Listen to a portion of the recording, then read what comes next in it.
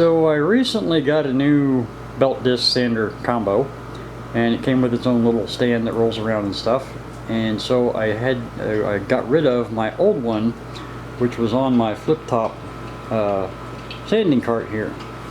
Now this is one that I built in a video quite some time ago now, but it's made so that it flips over, and I had a belt disc sander on this that was a 4-inch wide belt and a 6-inch disc.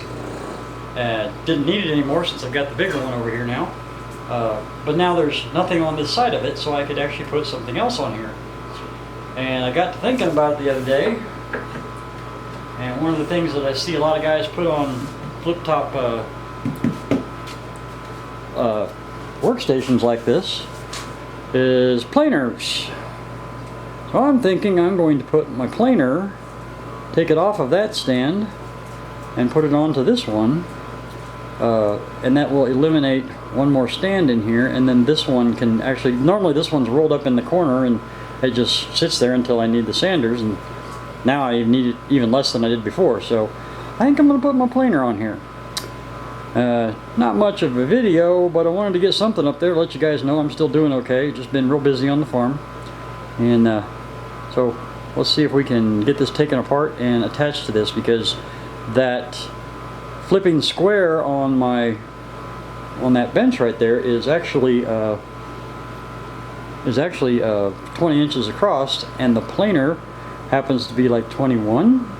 So there might be a little bit of modifying that's going on here. We'll have to see how that works out. But anyway, let's do it. Here we go.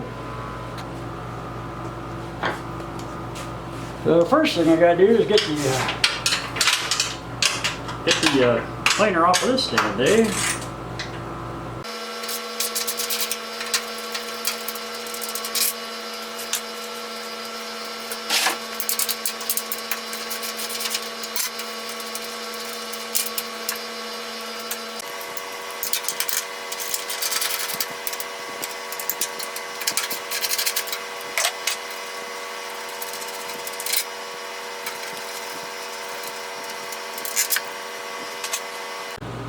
And then we can put the planer onto that, so we can mark where holes go. I think I want outfeed going that way.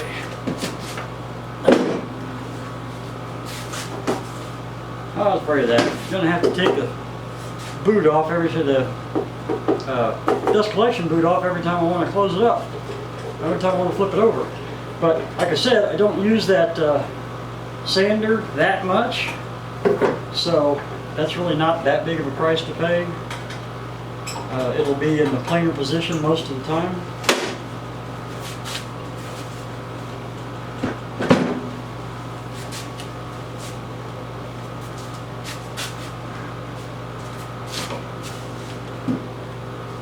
So as you can see, it hangs over, looks like about 1 inch on each side, maybe 3/4.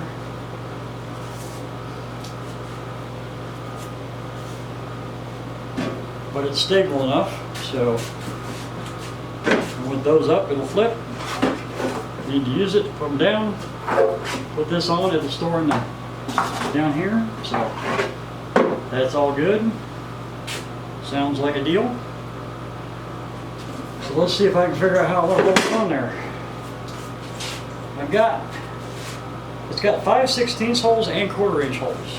And I think what I'm going to do, well, I don't know if I can get T-nuts on the underside of that or not.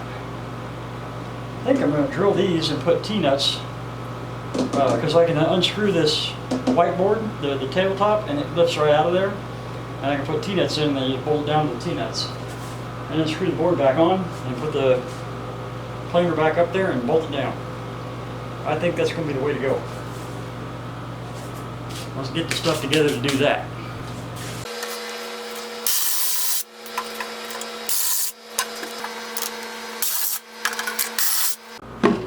Alright, now we got to take that off of there. We'll finish drilling those out with 5/16, because that's the size you need for the T-nuts. And then we'll flip it over and put T-nuts in and put it back on.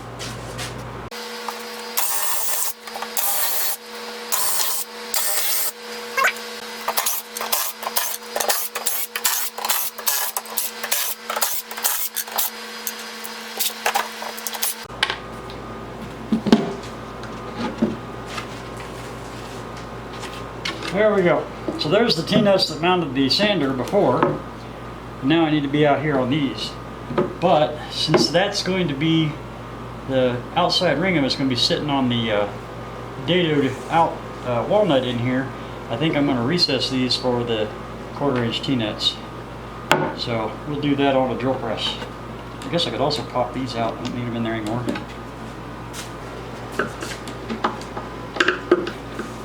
And that means I can use them on other projects. Because it save everything and end up with a big mess. No place to put anything because I've saved so much stuff I don't need. But actually I quite often do projects where I need these things, so you know, it's a thing. Yeehaw.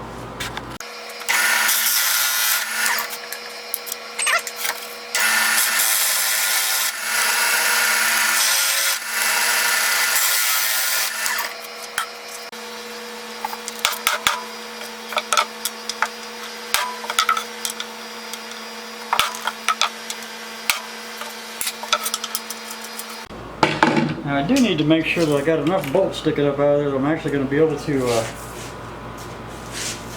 bolt it, and it looks like I will. No, I might have to get some longer bolts.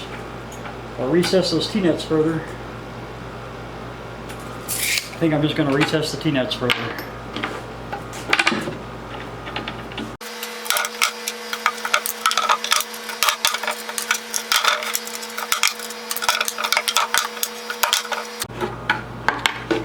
Alright, let me re-drill those and then I'll get back with you.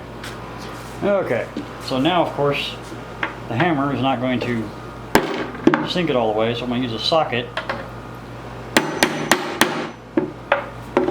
and hammer them on down that way.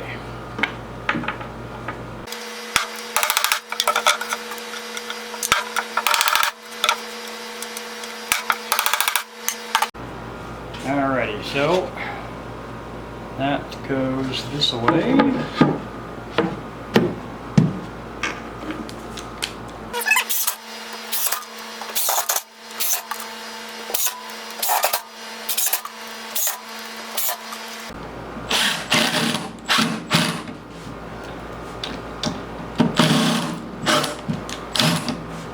Uh-oh, I think I stripped it out. Now is it the bit or the screw?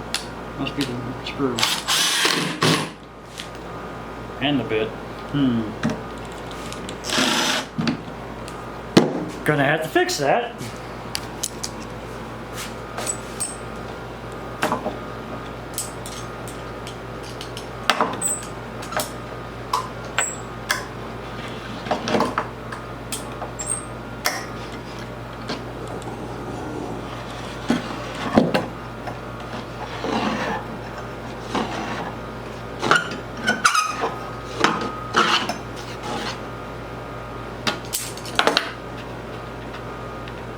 See if I can find me a replacement screw. Put a different bit in the screw gun too. And then the last one, you'll notice the screw looks broken. Well, it's because it's directly over the pipe that this pivots on, so it actually didn't break in the wood. It just got cut short so it wouldn't hit the pipe, because that wouldn't have worked. Alright, let's see if we can bolt the planer down. If I can get it to line up.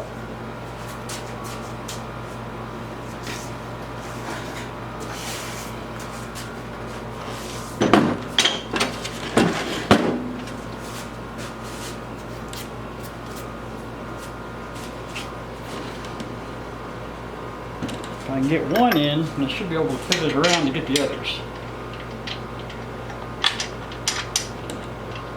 Ta-da!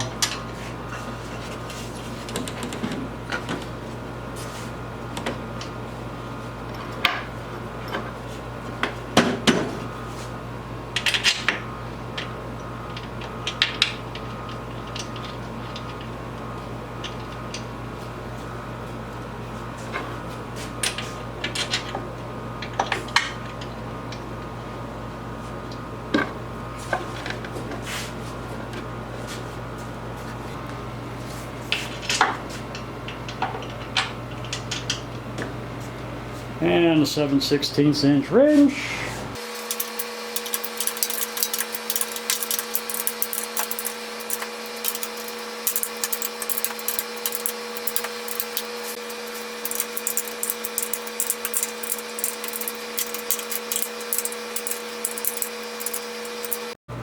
And that should about do it.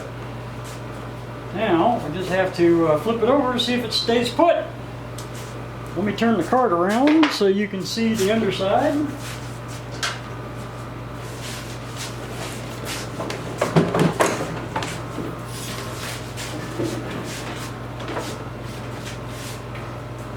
I'll back you up a little bit.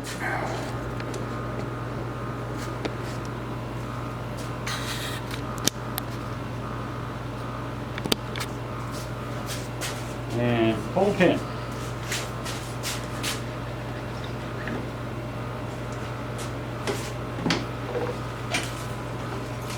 I think it's going to hold.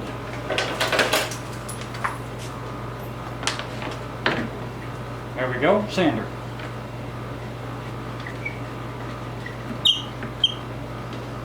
And back up.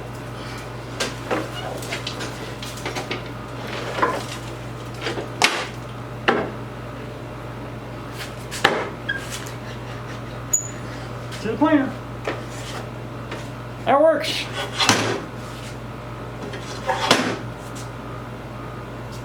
So that's a quick and easy video, I know, but I just wanted to say hi, guys. I am doing stuff, just a lot of it's really not video worthy.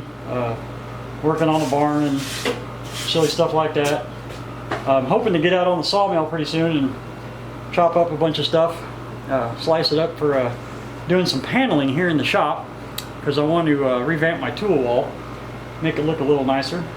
But we'll see how that works out. I really don't know. It's really hot right now, so I hope you don't mind the AC running in the background. I'm about to go get a bigger AC this evening. Maybe actually get the shop down to a much cooler temperature, because I'm still sweating in here. But anyway, guys, thanks for watching, and until next time, have fun. Bye.